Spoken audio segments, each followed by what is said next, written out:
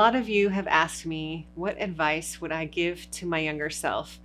And after nearly 2 decades of work experience in consulting and coaching, I've learned a lot along the way, and I'd love to share some insights with you that could help you on your journey. I'm Manisha Dhawan, and I work with professionals like you in leadership and career development.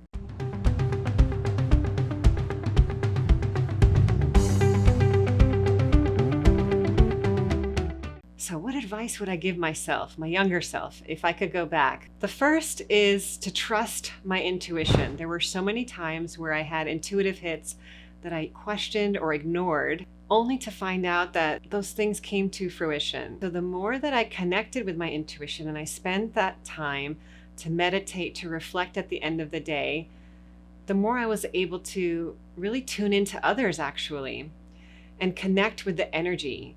So trusting the process, trusting your intuition that's there to guide you along the way.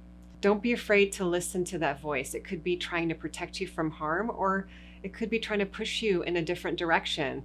There were some times where I knew it was time for me to exit a job and I wasn't feeling fulfilled already. And I kept getting that intuition, that voice inside me that said, no, there's something more for you. There's something bigger and greater. And at the time I was a little bit too scared to acknowledge that voice, until the fear of being stagnant became worse than the fear of not doing anything at all. And the desire for change became too big to ignore. So think about, what is your intuition telling you when you meet with somebody, when you're changing jobs or you're interacting with colleagues, you're on a project? Take a moment, take a breath, center yourself, and listen to that inner voice. And be able to differentiate, is it your intuition speaking or is it your fear that's speaking? Sometimes we think, oh my gosh, this person is bad, they might harm me. And it could be based on a prior experience, something that we could be potentially assuming that this person could be the same as somebody else. And your intuition might be a little bit quieter. It could be a voice within you that you can access when you're calm and relaxed, centered and grounded.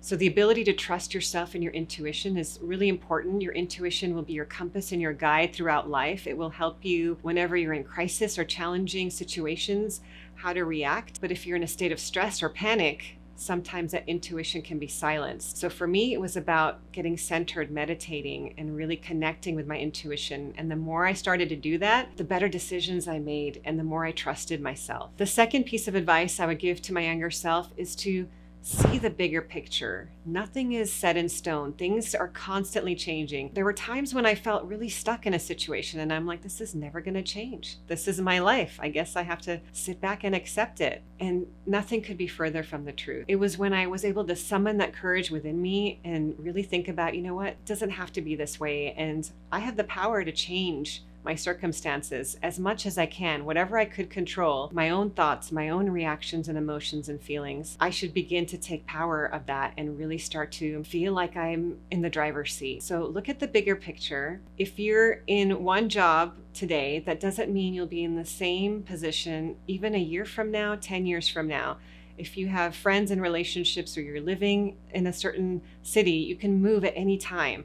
So throughout your life, welcome in and be open to so much change, so many possibilities and opportunities. And remember, nothing is set in stone. See the bigger picture. What's really at stake here? What's the purpose? What am I really meant to learn from this? And when you take a bigger picture approach and recognize that it could be a learning opportunity for you, a teaching opportunity for you, then it removes some of the emotions and you get a higher perspective and are more objective about your situation.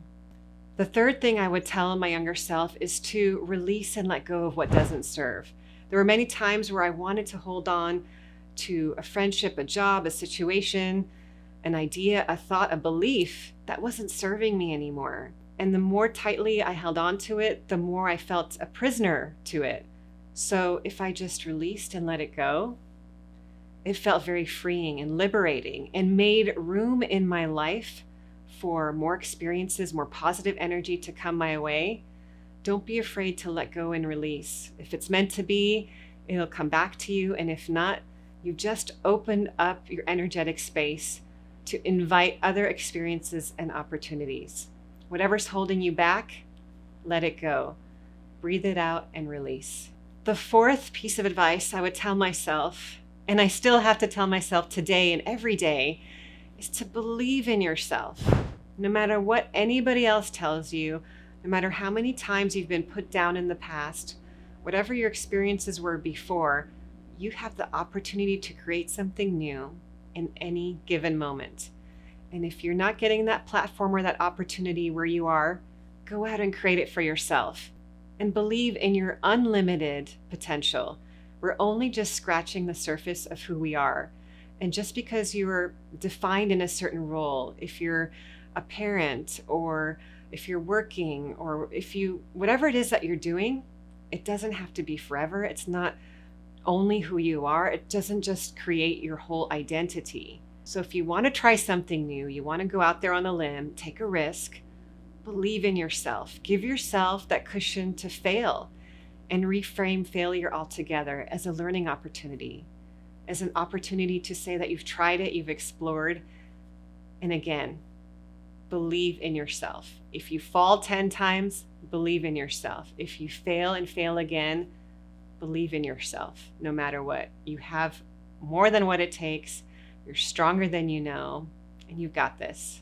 The last piece of advice I would tell myself is to have some fun along the way.